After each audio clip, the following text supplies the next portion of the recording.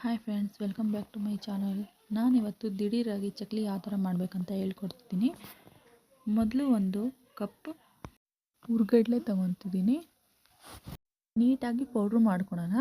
ಮತ್ತು ಅದೇ ಕಪ್ಪಿಂದ 3 ಕಪ್ಪು ಅಕ್ಕಿ ಹಿಟ್ಟು ತೊಗೊತಿದ್ದೀನಿ. ನಾನಿಲ್ಲಿ ರುಚಿಗೆ ತಕ್ಕಷ್ಟು ಉಪ್ಪನ್ನು ಸೇರಿಸ್ತಿದ್ದೀನಿ. 1 ಟೇಬಲ್ ಸ್ಪೂನ್ ಖಾರದ ಪುಡಿ, ಅರ್ಧ ಟೇಬಲ್ ಸ್ಪೂನ್ ಇಂಗು, 1 ಟೇಬಲ್ ಸ್ಪೂನ್ ಬಿಳಿ ಎಳ್ಳು, ಜೀರಿಗೆ, ಸ್ವಲ್ಪ ಅಜ್ವಾಯಿನ ಮತ್ತು 2 ಸ್ಪೂನ್ ಕಡಲೆ ಹಿಟ್ಟನ್ನು ತೊಗೊತಿದ್ದೀನಿ. ಮತ್ತು ತುಪ್ಪನ ಕರಗಿಸಿ ಇಲ್ಲಿ ಹಾಕ್ತಿದ್ದೀನಿ. ಎಲ್ಲ ನೀಟಾಗಿ ಮಿಕ್ಸ್ ಮಾಡ್ಕೊಳೋಣ. ಈಗ ಮಿಕ್ಸ್ ಆದಮೇಲೆ ಹಿಟ್ಟು ಈ ಥರ ಉಂಡೆ ಉಂಡೆ ಆಗಬೇಕು. ಕೈಯಿಂದ ಮುಟ್ಟಿದಾಗ ಆ ಥರ ನೀಟಾಗಿ ಮಿಕ್ಸ್ ಮಾಡ್ಕೊಳ್ಳಿ. ನಂತರ ನಾನು ಇಲ್ಲಿ ಬಿಸಿ ನೀರನ್ನು ಸೇರಿಸ್ತಿದ್ದೀನಿ. ಸ್ವಲ್ಪ ಬಿಸಿ ಮಾಡ್ಕೊಳ್ಳಿ. ನೀರನ್ನು ಸೇರಿಸ್ತಾ ಸ್ವಲ್ಪ ನೀರು ಹಾಕ್ಕೊತ ಸೇರಿಸ್ಕೊತ ಮಿಕ್ಸ್ ಮಾಡ್ಕೊತ ಹೋಗಿ.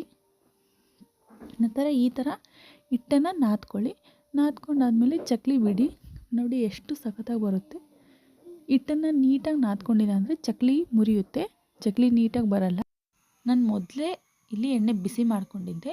ಈಗ 2 ಚಕ್ಲಿ ಹಾಕಿ ನೀಟಾಗಿ ಗುಳ್ಳೆ ಹೋಗೋವರೆಗೂ ಫ್ರೈ ಮಾಡ್ಕೊಳ್ಳೋಣ. ಫ್ರೈ ಆದಮೇಲೆ ಎಷ್ಟು ಕ್ರಿಸ್ಪಿಯಾಗಿ ಬಂದಿದೆ ನೋಡಿ ನೀವೇ.